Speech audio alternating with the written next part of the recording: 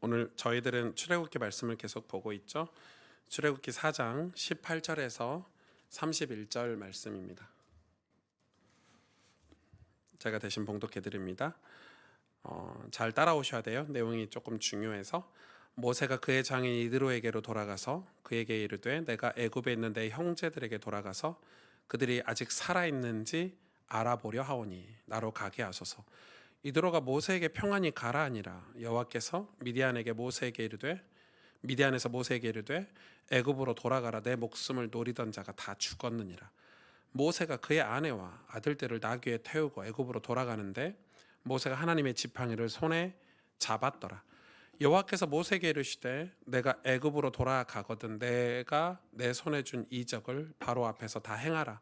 그러나 내가 그의 마음을 완악하게 한즉 그가 백성을 보내주지 아니하리니 너는 바로에게 이르기를 여호와의 말씀에 이스라엘은 내 아들 내 장자라. 내가 내게 이르기를 내 아들을 보내주어 나를 섬기게 하라 하여도 내가 보내주기를 거절하니 내가 내 아들 내 장자를 죽이리라 하셨다 하라 하시니라. 모세가 길을 가다가 숙소에 있을 때에 여호와께서 그를 만나사 그를 죽이려 하신지라. 십보라가 돌칼을 가져다가 그의 아들의 포피를 베어 그의 발에 갖다 대며 이르되 당신은 참으로 내게 피 남편이로다 하니 여호와께서 그를 놓아 주시니라. 그때 십보라가 피남편이라 함은 할례 때문이었더라. 여호와께서 아론에게 이르시되 광야에 가서 모세를 맞으라 하심에 그가 가서 하나님의 산에서 모세를 만나 그에게 입맞추니 모세가 여호와께서 자기에게 분부하여 보내신 모든 말씀과 여호와께서 자기에게 명령하신 모든 이적을 아론에게 알리니라. 모세와 아론이 가서 이스라엘 자손의 모든 장로를 모으고 아론이 여호와께서 모세에게 이르신 모든 말씀을 전하고 그 백성 앞에서 이적을 행하니 백성이 믿으며 여호와께서 이스라엘 자손을 찾으시고 그들의 고난을 살피셨다함을 듣고 머리 숙여 경배하였더라. 아멘. 온전한 순종이라는 제목으로 말씀을 여러분과 나누겠습니다. 제가 2부 예배 오시는 우리 성도님들은 중에 이제 1, 2부 예배를 2번 다 들으시는 분들도 계시고 말씀을 한 번 더 듣는 것도 좋은 것 같고요. 그리고 이제 오전에 못 일어나서 이제 오시는 분들이 많이 계시기도 하고 그리고 이제 교사들도 와서 이제 말씀을 듣기도 하는데 저희도 이제 좀 안타까운 거는 교사들도 이렇게 오전에 교사모 오후에 예배를 드리고 가야 되는데 쉽지 않아요. 아이들 키우고 있는 교사들은 또 집에서 온라인으로 예배를 드리고 계시다고 하더라고요. 저도 이제 교회 주일 예배 형태에 대해서 저희가 고민을 많이 하고 있는데 어찌됐든 저는 그렇게 생각을 해요. 우리가 좀 육신적으로 우리가 이런 예배에 참석해서 예배 드리는 게 나는 좀 중요하다. 그러니까 마음이 있어야 육신도 참석을 할 수 있지만 또 반대로 육신도 참여를 해야 마음도 생길 수 있다. 이렇게 생각을 해요. 그래서 우리가 경건이라는 것들을 거룩이라는 것들은 영적인 부분도 있지만 마음적인 부분도 있지만 육신적인 것도 함께 가야 된다고 저는 생각을 해요. 여러분 그게 굉장히 중요하고 여러분 세상에서 제일 무서운 것은 무서운 사람이 아니라 무서운 게 뭐냐면 어리석은 사람이 소신을 가지고 사는 거예요.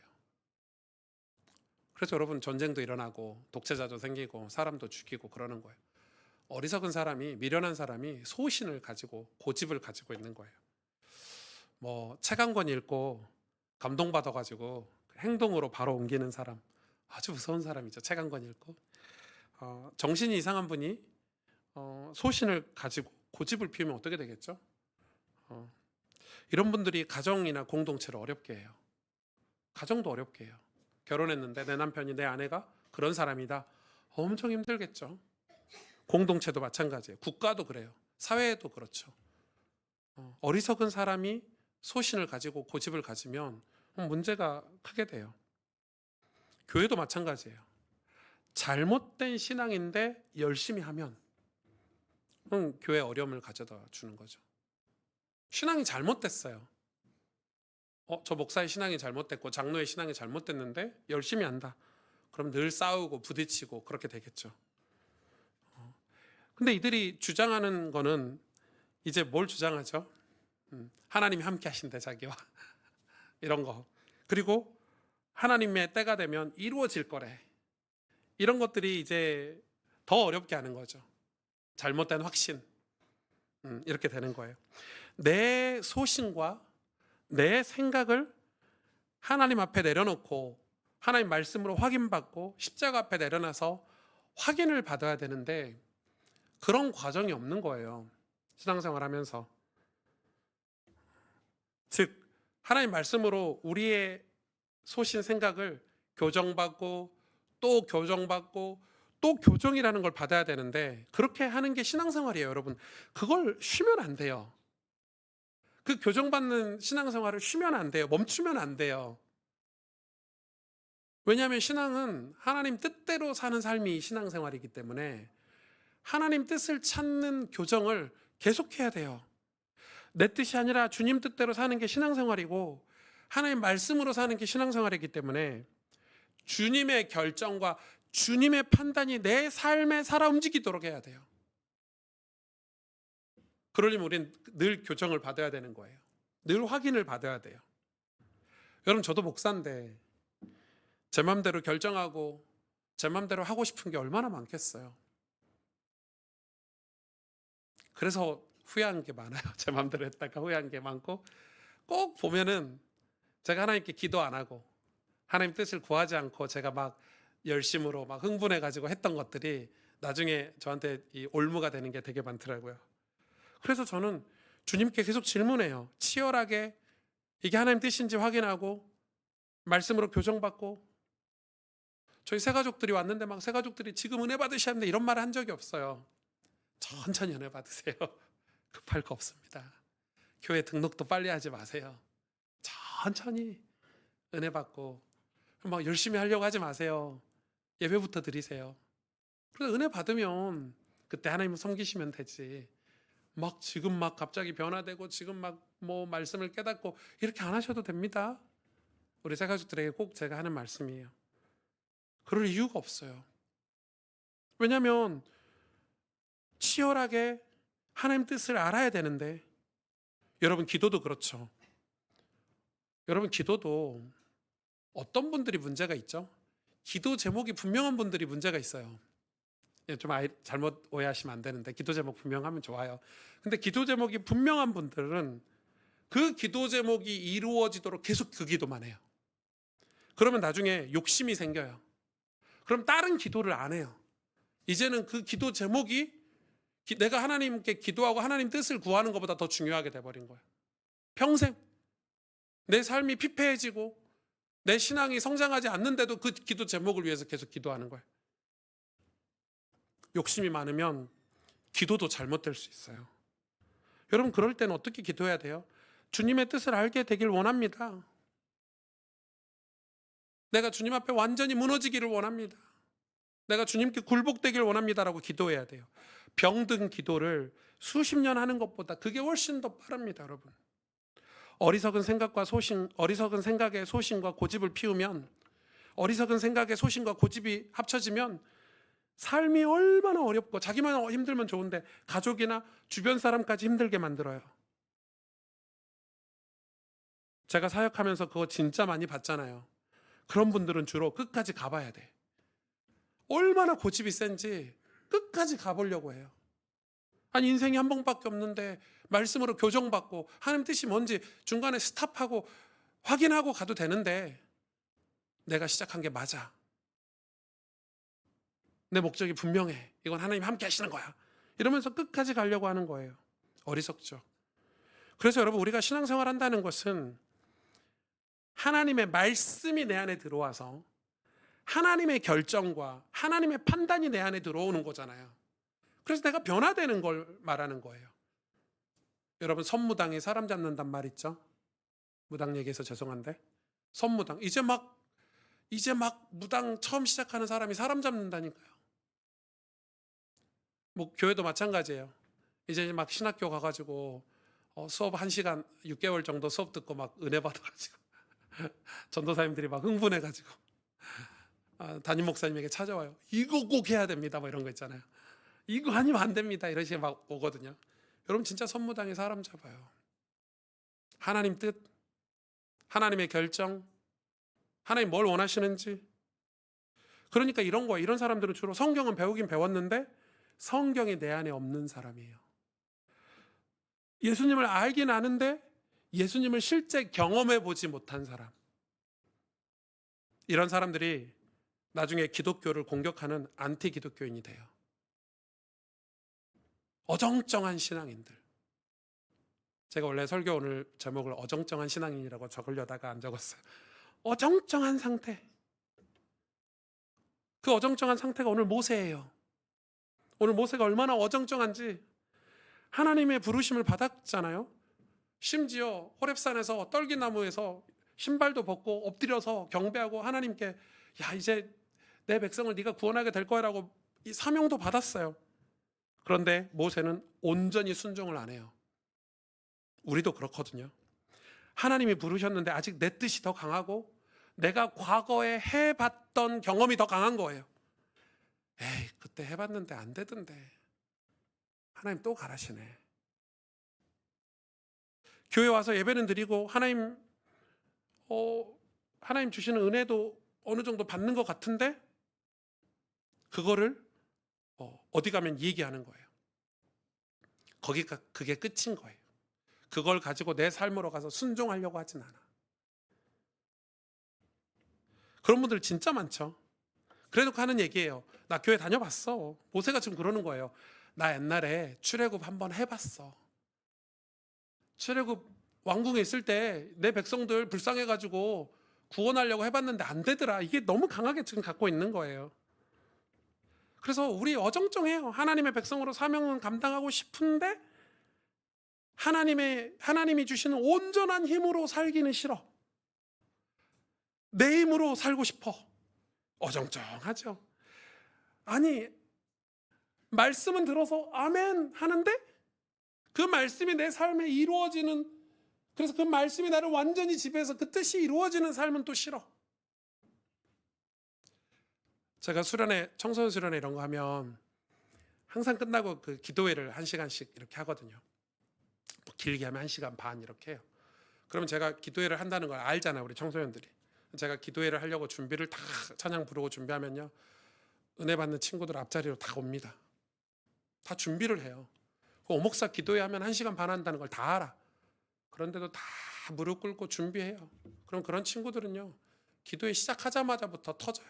회개하고 은혜 받고 끝나고 저한테 막 편지 쓰고 목사님 저 기도해 주세요. 저 하나님 앞에 변화돼 볼게요. 막 이러면서 해요. 두 종류죠. 제가 기도회 한다면은 슬슬 뒷자리로 가는 사람이 있어. 주로 목사들. 죄송합니다. 제가 목사들을 너무 까내리는 것 같은데. 말씀 듣고 아멘 해놓고 기도는 안 해요. 그리고 기도 시간이 싫은 거야. 지루하고 재미없고. 집에 가요.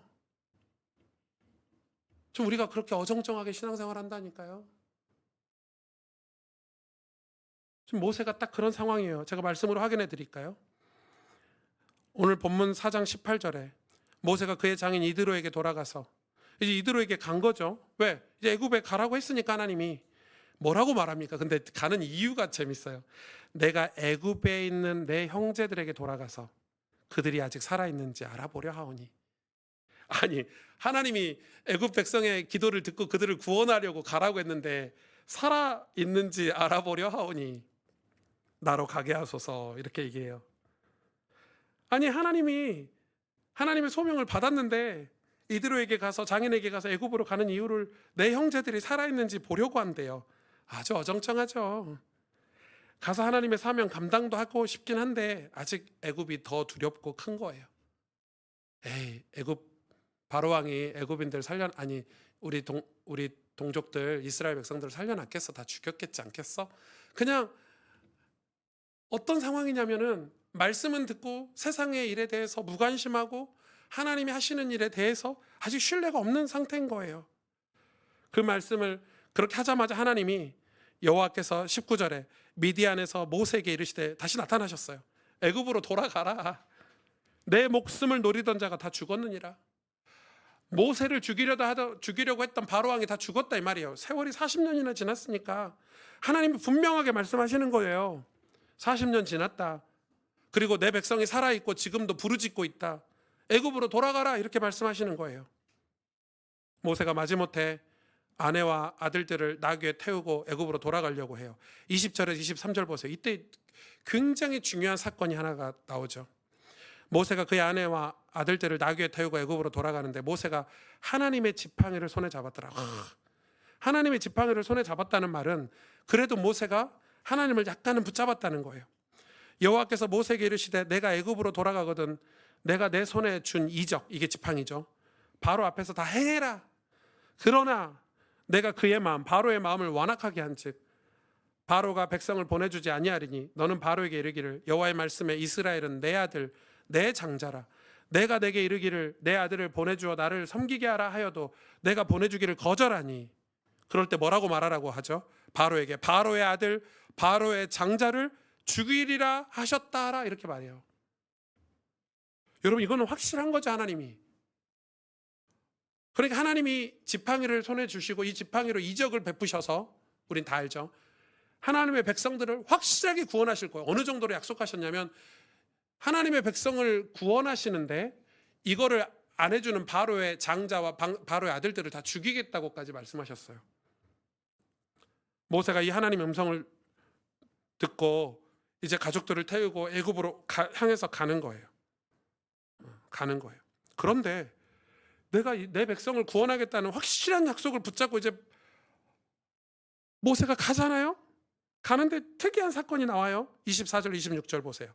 모세가 길을 가다가 숙소에 있을 때 이제 길을 가다가 텐트를 치고 자는데 거기서 쉬고 있는데 여호와께서 그를 만나서 그를 죽이려 하신지라. 하나님이 여호와가 모세를 죽이려고 했어요. 그를 죽이려고 진짜 죽이려고 하신 거예요. 죽이고 있는 도중에 그의 아내 십보라가 상황이 급하잖아요. 지금 하나님이 모세를 막 죽이려고 하고 있는 거예요. 그때 십보라가 돌칼을 가져다가 그의 아들 포피는 남자의 성기에 그 피부를 벗겼다는 거야. 피부를 베어 그의 발에 갖다 대며 이르되 당신은 참으로 내게 피난 편이로다 하니 여호와께서 그를 놓아주시니라. 그때 십보라가 피난 편이라 함은 할례 때문이었더라. 야, 여기서 신학자들이 어떻게 엄마가 여자가 할례를 할 수 있냐. 근데 지금 모세가 할례를 행할 상황이 아니에요. 하나님이 모세를 죽이려고 붙잡고 있었잖아요. 이건 그냥 문법적으로 해석을 해야죠. 하나님이 그를 붙잡고 있어. 그래서 그 여호와께서 그 할례를 행하고 아들의 할례를 행하고 나서 여호와께서 놓아주셨다고 기록하고 있잖아요. 그런데 이 본문의 내용은 뭐예요? 지금 모세 아들들이 할례를 행했다 안 했다? 안 했다. 여러분 별로 충격이 안 되죠. 저는 너무 충격되더라고요. 이 본문이. 왜요? 왜 모세를 하나님이 죽이려고 했죠? 왜 모세를 하나님 죽이려고 했죠? 아들들이 할례를 행하지 않았기 때문에. 왜 아들들을 할례를 행하지 않은 것 때문에 하나님이 모세를 죽이려고 했을까요? 출애굽기 2장 24절 하반절에 그의 언약을 기억하사, 하나님이 이스라엘 백성 아브라함에게 세우신 언약이 뭐냐면 언약은 구원하겠다는 거잖아요. 내가 너를 구원하겠다는 건데 그 언약을 기억하시는데 그 언약을 뭘로 보여주고 계시냐면 창세기 17장 9절부터 10절 하반절 보면 9절 하반절부터 10절 보면 너는 내 언약을 지키고, 여러분 자세히 들어보세요. 내 후손도 대대로 지키라. 너희 중 남자는 다 할례를 받으라. 이것이 나와 너희와 너희 후손 사이에 지킬 내 언약이니라. 할례를 하나님의 언약이라고 말하고 있죠. 그 정도가 아니에요. 창세기 17장 14절 보세요. 할례를 받지 아니한 남자 곧 그 포피를 베지 아니한 자는 백성 중에서 끊어지리니 그가 내 언약을 뭐 했다? 배반하였다. 그러니까 할례를 안 받으면 내 백성 중에 끊어진대요. 구원을 못 받는데요. 그러면은 모세가 이스라엘 백성들을 구원하러 가는데 자기 가족, 자기 아들은 아직 구원을 못 받은 거예요. 관심이 없는 거예요, 그 일에. 아니 지금 바로를 죽여가 바로의 장자와 아들들을 죽이면서까지 이스라엘 백성을 구원하려고 주는 사명을 막 모세에게 주고 계시는데 하나님이 아직 모세가 애굽으로 가는 길에 아직 자기 아들에게 할례를 행하지도 않고 그 할례를 안 했다는 걸 기억지도 않은 그 어정쩡한 신앙생활을 지금 하고 있는 거예요. 목사님, 이 할례가 얼마나 중요한지. 여러분 신약에 와서 이 할례는 뭐라고 설명하고 있죠? 로마서 2장에 보면 할례는 마음에 할지니 신령에 있고 의문에 있지 아니한 것이라.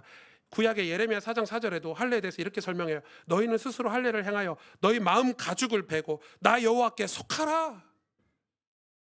에스겔 3장 36장 26절에도 내가 새 영을 너희 속에 두고 새 마음을 너희에게 주되 너희 육신에서 굳은 마음을 제하고 부드러운 마음을 줄 것이며, 누가복음 24장에는요 이제 저희 마음을 열어 성경을 깨닫게 하시고라고 말해요. 즉 할례는 우리 육신, 우리의 굳은 마음, 어떤 이 죄로 물든 걸 다 찢어 제하고 하나님이 새 영, 예수 그리스도의 보혈의 피로 우리를 은혜를 받고 새 영이신 성령을 받아 새 마음을 가지게 하겠다.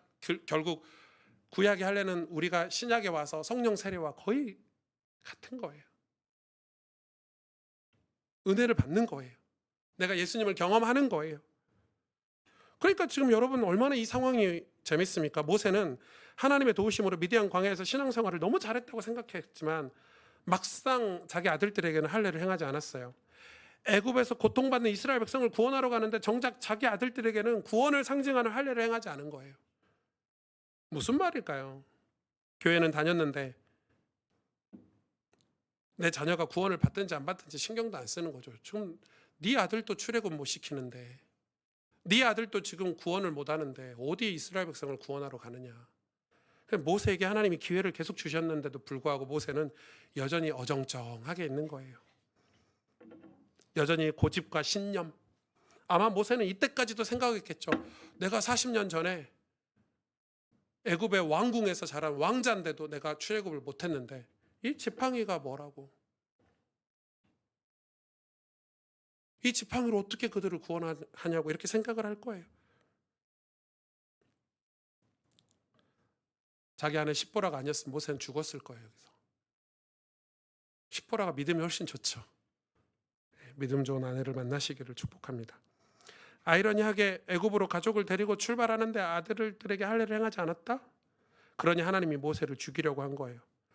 여러분 이런 일들이 우리 안에 얼마나 많아요. 교회가, 목회자들이, 성도들이 커다란 사명, 막 대단한 역사, 막 뜨거워요 마음이. 하나님 이 민족을 나에게 주시고 우리 교회가 막 1000명, 10,000명 돼야 되고. 그런데 자기 삶에서는, 자기 가정과 직장에서는 하나님 말씀에 순종해서 살지 않는 거예요. 자, 정확히 보셔야 돼. 무슨 말인지. 우와, 우리 목사님 막 전 세계를 다니면서 대단하시네 해놓고 집에 가서는 자기 아내와 아들들, 자녀들에게는, 자녀들을 위해서는 사역을 그렇게 안 하는 거예요. 얼마나 어정쩡해요.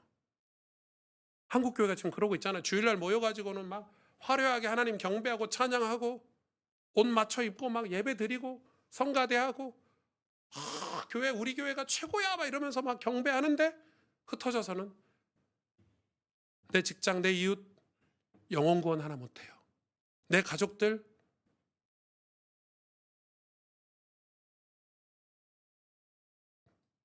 어찌 그런 일이 벌어질까요? 나도 예전에 해봤는데 안 되던데 이런 마음이 모세에게 있었을지 모르죠. 하나님의 지팡이는 손에 들고 있었지만 애굽은 가라고 해서 가기는 갔지만 가서 분위기나 살펴보자 이런 마음인 거예요. 그런데 하나님 분명히 말씀하셨어요. 여러분 사람이 변질되는 거고 사람이 믿음이 없는 거지 하나님의 약속의 말씀, 하나님의 언약은 변치 않습니다. 아멘. 하나님은 하나님께 온전히 속하고 하나님을 온전히 섬기면 하나님께서 이 땅 가운데 구별하시는 축복을 주시겠다고 약속하셨습니다. 할례를 받는 자에게 하나님은 구원하시겠다고 약속하셨어요. 구약에. 그런데 우리 모습을 보면 그게 아닌 거예요. 교회도 잘 다니고 헌금도 잘하고 그런데 하나님 주신 소명으로 확신 없는 거예요. 그게 없으니까 하든지 말든지. 지금 내 삶도 힘들어 죽겠는데 뭐 이런 상황이에요. 하나님 주신 소명. 존 스타트 목사님이 이거에 대해서 왜 이렇게 그 이유에 대해서 이 세 가지 얘기를 하셨어요. 이걸 제가 그대로 인용해서 여러분 결론으로 말씀을 전달하려고 해요. 첫 번째는 왜 우리가 이런 상태냐, 모세가 왜 어정쩡한 상태냐, 영적인 성품이 바뀌지 않아서요. 그러니까 제가 성품으로 번역을 했는데 원어는 체질이 더 맞는 것 같긴 해요. 영적인 체질이 바뀌지 않아서. 그러니까 존 스타트 목사님 하신 말씀이에요. 영적으로 성품이 바뀌지 않아서 그렇다는 거예요. 근데 그분이 존 스토트 목사님 뭐라고 얘기하시냐면 신앙의 본질은 변화래요. 신앙의 본질이 변화예요. 변화가 안 된 거는 신앙이 아니라는 거예요. 여러분 이거 따져야 돼요. 그러면 어떻게 따져야 되죠? 과거의 나와 오늘의 나를 항상 비교하고 살아야 돼요. 내가 변화됐는지 안 변화됐는지 늘 확인하고 살려면 과거의 어제와 오늘의 나를 늘 확인하고 살아야 돼요. 그런데 대다수의 크리스찬들이 과거의 나를 드러내는 걸 잘 하지 않으려고 해요. 왜? 과거가 드러나면 창피하다고 생각해요. 그런데 과거가 드러나서 창피한 게 아니라 과거와 지금의 내가 달라지지 않았다면 그게 창피한 거예요. 옛날이나 오늘이나 똑같은 그게 창피한 거예요. 작년에 송구영신 예배 끝났는데 지방의 어떤 한 집사님이 저한테 메일이 왔어요. 자기는 우리 교회 송구영신 예배 설교를 들으시고 저한테 그러시는 거예요. 목사님 설교 듣고 처음으로 알았대요. 뭐가요? 이랬더니 신앙이 자라야 된다는 걸 처음으로 알았대요. 성장해야 된다는 걸. 예, 그랬더니 자기를 좀 성장시켜 달래요. 그래서 자기가 매주 자기의 삶을 저한테 이렇게 메일로 보내시겠대요. 좀 확인해 달라고, 점검해 달래요. 그래서 제가 안 된다 그랬어요. 왜 저한테 보내시냐? 당신 교회 목사님에게 보내라. 그리고 다 그럴 시간도 없다. 우리 교회 성도들의 삶도 잘 돌보기가 어렵다. 나한테 보내지 말아라. 제가 진짜 거절을 했거든요. 그런데 그분이 1년간 계속 보냈어요. 거의 매일. 일기를 써서 계속 보내는 거예요. 신앙 일기를 써가지고. 저 보내니까 이메일이 이렇게 쌓였어요. 어쩔 때 볼 때도 있고 안 볼 때도 있고 바쁘니까. 근데 제가 보잖아요. 정성스럽게 보내니까. 어제도 보내셨더라고요. 근데 제가 이분이 1년 동안 바뀐 게 느껴져요. 이제는 그분이 싸우고 있다는 게 느껴져요. 제게 보내기 위해서라도 그렇게 사는 거예요. 이분이 다른 사람과 다른 점은 이제 이 성품을 바꾸려고 싸우는 게 느껴져요. 자신을 체크하고 자신을 점검하지 않으면 그냥 감정대로 자기 뜻대로 살아요. 우리는. 여러분, 내가 고기를 좋아하는 것과 고기를 먹는 거는 다른 거잖아요. 내가 고기를 좋아하는 것과 고기를 좋아하는 체질은 달라요. 그렇죠? 그런데 반대인 사람들도 있어요. 어떤 상처 때문에, 어떤 과거의 무엇 때문에, 뭔가 모르는 그 무엇 때문에 신앙의 싸움에서 자꾸 벗어나려고 해요. 아, 싫어. 하기 싫어. 아, 기도해 하기 싫어. 성경 읽는 것도 싫어. 점검 받는 것도 싫어. 그냥 말씀만 듣고 그냥 편하게 신앙생활하면 안 돼? 계속 떠나요. 그러면 신앙은 평생 어정쩡해요. 예수님이 말씀하신 것처럼 어린아이 신앙에서 머물러 있는 거예요. 단단한 음식을 먹지도 못하고. 여기서 중요한 게 뭐예요? 여기서 중요한 게 순종이에요. 한 번도 시도 안 해본 사람은 아무리 수백 번 고백을 해도 안 한 것과 똑같아요. 존 스토트 목사님이 이걸 써놓으셨는데 제가 책 읽다가 그분의 설교집을 읽다가 우와 맞아. 한 번도 시도를 안 해본 사람은 아무리 수백 번 고백을 해도 안 한 것과 똑같아요. 평생 고민만 하다가 살아요. 왜 신앙생활이 안 되지? 왜 하나님은 나하고 친밀하지가 않지? 고민만 하다가 살아요. 왜 순종을 해본 적이 없는 거예요. 한 번 순종해보면 두 번 순종하기가 쉽고요. 두 번 순종하면 세 번 순종하기가 쉬워요. 그래서 스토트 목사님이 얘기하셨어요. 순종 한 번, 두 번, 세 번 하다 보면 습관이 되고 습관이 되면 영적인 성품의 변화가 일어나는 경험을 하게 된다. 성품이 변화되려면 반드시 습관이 필요해요. 우리가 생각했을 때 모세가 하나님을 직접 만났는데도 여전히 하나님의 약속을 믿지 않았잖아요. 이런 사람들 많아요. 은둔 생활하면서 혼자 신앙생활 잘해보자. 절대 안 돼요, 여러분. 절대 안 돼요. 성품이 안 변화됐는데 어딜 가도 실패해요. 체질이 안 됐는데 어딜 가도 실패해요. 두 번째는 사명이 없어서 그렇대요. 존 스토트 목사님이 이 모세를 두고 사명이 없어서 그렇대요. 사명을 하나님께 받았는데 정확하게 말하면 그 사명이 자기 게 아니라 그렇다는 거예요. 저는 이게 무슨 말씀인지 좀 이해가 돼요. 사명이 있으면 어떻게 살죠? 사명이 있으면 사람은 심플해져요. 그 사명을 위해서 시간이나 내 삶을 심플하게 써요. 예수님께 초점이 맞춰지면 내 삶이 다 단순해져요. 그런데 사명이 없으면요, 복잡해요. 모세가 지금 복잡하잖아요. 아유, 바로에게 가면 어떡하, 나 죽으면 어떡하지? 복잡한 거예요. 지금 하나님 약속을 딱 붙잡으면 심플해지는데 하나님 약속을 목적으로 붙잡지 않으니까 복잡해진 거예요. 그리고 핑계도 많아지고 변명도 많아지고. 여러분, 미친놈 이론이라고 아세요? 미친놈 이론이라는 게 있어요. 미국에는 다양한 이론이 많은데 학문적으로 미친놈 이론. 제가 미친놈 이론을 이번 주에 막 뒤져보다가 거기에 한 예화가 있더라고요. 이 미친놈 이론이 뭐냐면 한 조직이 발전을 하려면, 한 조직이 성장하려면 그 조직 안에 미친놈이 한 명 있어야 된다는 거예요. 여러분 맞잖아요. 미친놈 한 명 있어야 회사도 발전하고 성장할 수 있잖아요.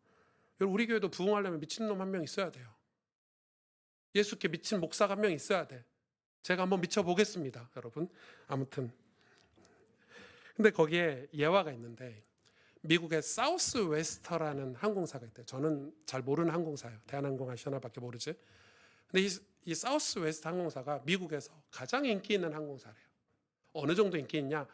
40년간 흑자. 우와, 별로 안 놀라시네요. 비행기 회사가 40년간 흑자. 어떻게 이럴 수 있을까 제가 봤는데 회장이, 그 사우스 웨스트를 맡은 그 회장이 허브 켈러라는 회장이에요.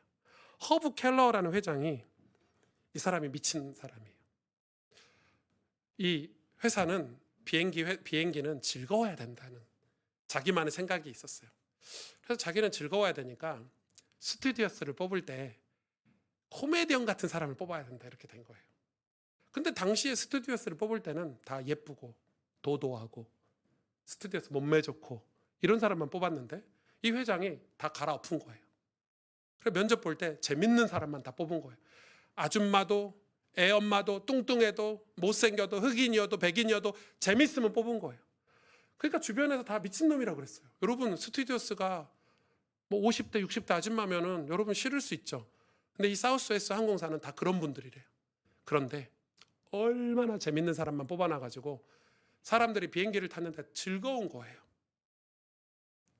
짐들어져도 즐겁고 밝고 신나고 농담하고. 그래서 사람들에게 소문이 났어요. 사우스웨스트 비행기를 타면 즐겁고 행복하다는 생각들이 다 있는 거예요. 줄을 서서 그 비행기만 탄대요, 사람들이.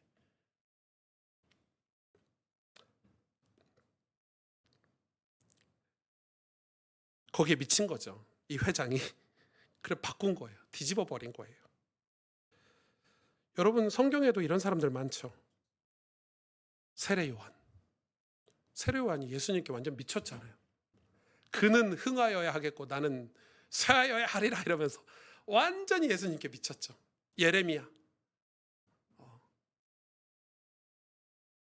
여호수아, 갈렙. 나중에 모세도 하나님께 미치거든요. 예수님께 완전히 미쳐있는 사람들이 어떻게 쓰임받았는지 성경과 교회사는 증명하고 있어요. 내가 왜 예수를 믿어야 하는지, 내가 왜 이 일을 해야 되는지 분명한 목적, 사명이 있어야 되는데 우리는 거의 주입식으로 교육받아가지고 우리 하나님께 영광 돌려야 돼, 복음 전해야 돼. 그런데 나는 이 사명이 내게 아니야. 책 한 권도 읽어보고 성경 한 번도 읽어보고 내가 확인할 시간도 없이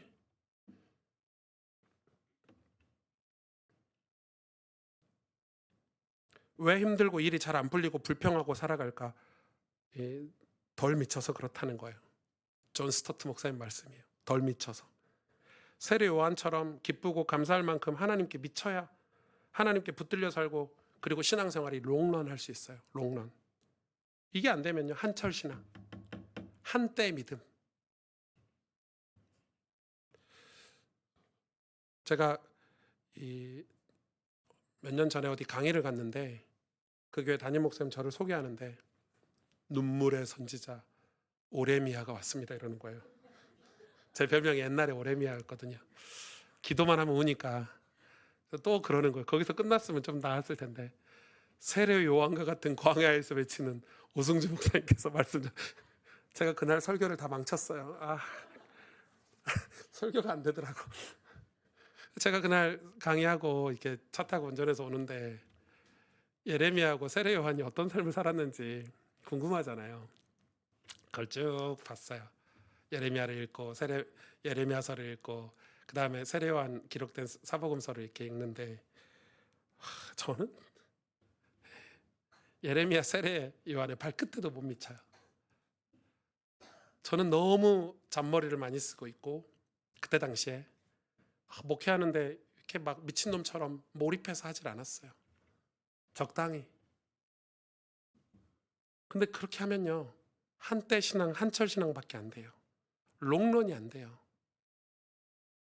사명이 없으면 우리 인생은 복잡하게 살게 돼 있어요. 모세가 지금 어정쩡하게 사는 거는 사명이 없어서 그렇다는 거예요. 마지막 세 번째는 신앙 훈련이 필요해요. 신앙 훈련. 제가 책 한 권을 선물을 얼마 전에 받았는데 느리게 나이 드는 습관이라는 책이에요. 느리게 나이 드는 습관이라는 책. 저는 우리 교회 성도님들이 이 책 꼭 읽어보셨으면 좋겠어요. 이건 신앙에 관한 책은 아니에요. 건강에 관한 책인데 여러분 신앙적으로도 하나님 앞에 쓰임 받으려면 좋겠지만 저는 우리 교회 가스펠교회 성도님들이 건강됐으면 좋겠어요. 막 일찍 암 걸리고 일찍 당뇨병 오고 일찍 죽고 막 이래서 저보고 막 신방 가고 막 슬픈 장례식 치르지 않도록 여러분 건강하시기를 축복합니다. 그래서 이 책을 여러분이 평생 건강하게 살아서 하나님을 잘 섬기길 원해서 이 책을 여러분에게 추천을 하는 거예요. 근데 제가 이 책 추천을 하려고 말씀드리는 게 아니고 이 책을 제가 읽자마자 한 페이지를 딱 읽는데 왔어요. 제 머릿속에. 이거다. 그래서 이 책을 다 읽고 이분의 저자가 누구냐면 아산병원 정희원 교수님이세요. 과도 특이해요. 노년내과예요. 과 이름이 노년내과. 그래서 유튜브를 찾아봤더니 엄청 유명한 분이에요. 그래서 이분의 강의를 다 들었어요. 진짜 막 밤새서 들었어요. 우와, 제가 이분 강의 듣고 완전 감동했어요. 이분의 논리 들어보세요. 이분의 논리는 뭐냐면 세상에서 파는 비싼 영양제, 여러분 오메가3, 비타민 다 돈 비싸게 주고 먹죠. 먹어요, 안 먹어요? 그게 얼마나 비싼지 막 몇십만 원, 몇백만 원씩 주고 사 먹는다는 거예요. 근데 이 교수님 하는 말이 그거 먹지 말고 그 돈으로 그 시간에 운동을 배우라는 거예요. 필라테스를 등록하고 헬스장을 등록해서 똑같은 돈이니까 운동하는 훈련을 받으라는 거예요. 젊을 때. 그러면 나이가 들어서 그게 습관이 되고 내 인격이 돼서 나이가 들어서도 운동하면서 산대요. 자연스럽게. 여러분 잘 안 오죠? 무슨 말인지. 젊을 때 운동을 배우지 않으면 나이가 들어서 운동을 할 수 없을 만큼 몸이 연약해져 버린대요. 와, 저는 이분의 이론이 너무 맞는 거예요. 그렇지. 맞아. 쓸데없는데 돈 쓰지 말고 운동하는데 돈을 쓰라는 거예요. 맞는 말 아닙니까?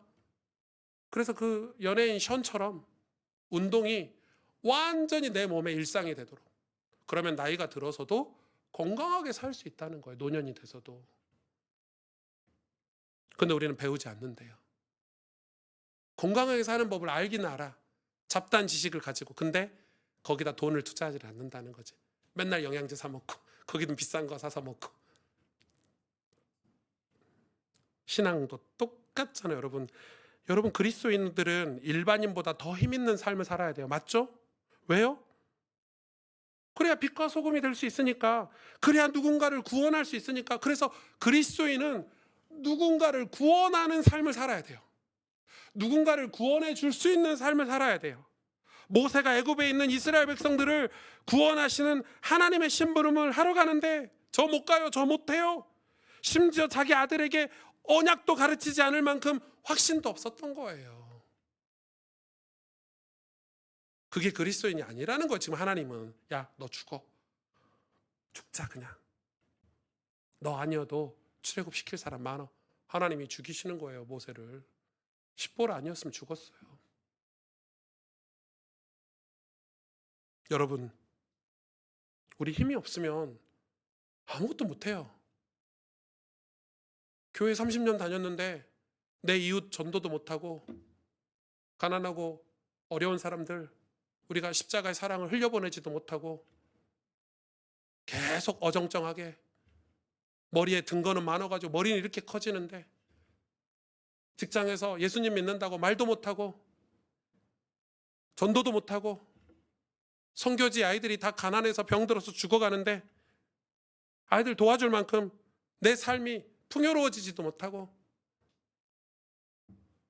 하나님 나라를 설명할 수 없는 신앙의 확신도 없을 만큼 그렇게 살고 있는 거예요. 계속 훈련이 안 돼서.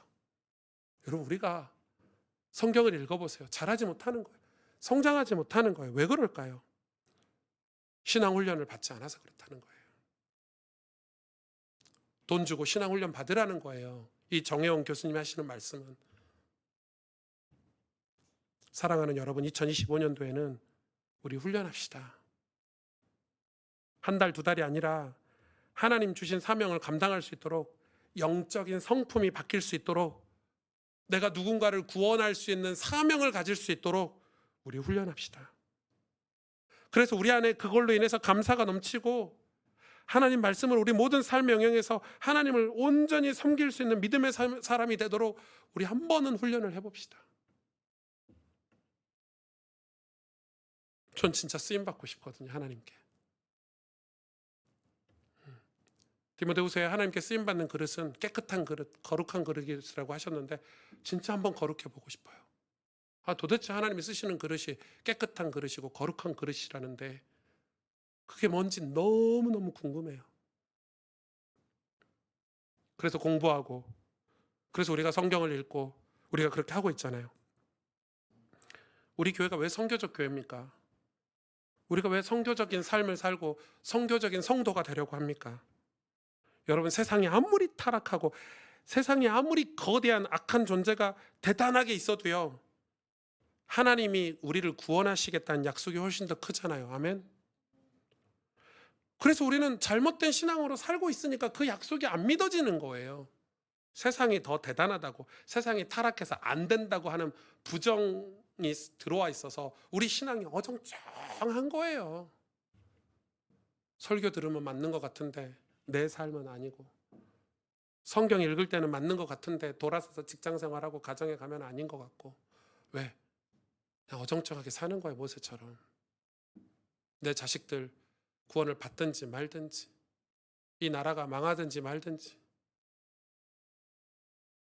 하나님이 일을 하시든지 말든지 그렇게 어정쩡하게 사는 거예요. 우리 인생이 계속.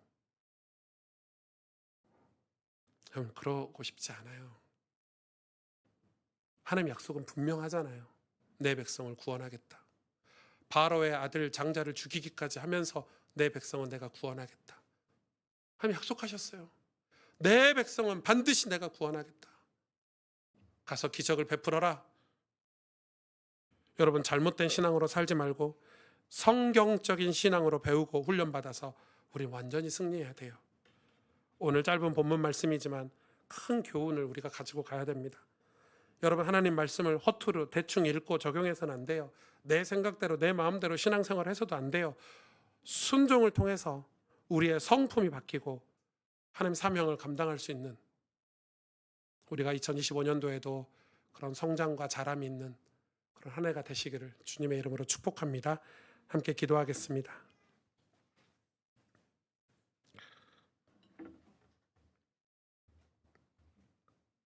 오늘 말씀 붙잡고 새해 첫 예배인데 주님, 우리가 온전한 순종을 하기를 원합니다. 우리 같이 기도했으면 좋겠어요. 교회를 다니는데 교회만 다녀요. 그냥 모세도 지금 그런 거잖아요. 교회만 다니는 거예요. 하나님이 이스라엘 백성을 구원하겠다고 약속하신 약속을 얼마나 안 믿었냐면 자기 아들에게도 할례를 베풀지 않았어. 진짜 교회만 다니는 거예요. 우리는 세상 사람들을, 내 이웃을, 내 가족을 구원할 수 있는 사람으로 성장해야 돼요. 우리가 왜 자라야 됩니까? 왜 담장 넘어 뻗은 나무가 돼야 됩니까? 하나님 그런 모세를 죽이려고 하셨어요. 쓸모없다는 거죠. 호렙산에서 그 거룩한 땅에서 하나님이 모세를 만나주시고 직접 언약을 전달해 주셨는데도 모세는 그 언약을 소홀히 여겼어요. 자기 아들에게 할례를 베풀지 않았다니까요. 애굽으로 가는 길에도 아직 아들들이 할례를 받지 않았어요. 우리 모습 아닙니까? 어정쩡하게 교회는 다니는데 훈련은 안 받고, 교회는 다니는데 성령이 내 안에 오셔서 역사하시는 기도는 하기 싫고, 구원은 받고 싶어서, 천국은 가고 싶어서 교회는 다니는데 내 삶은 하나님께 온전히 드리고 싶지 않고 순종하고 싶지 않은 그런 어정쩡한 신앙생활, 그게 우리의 모습 아닙니까 여러분?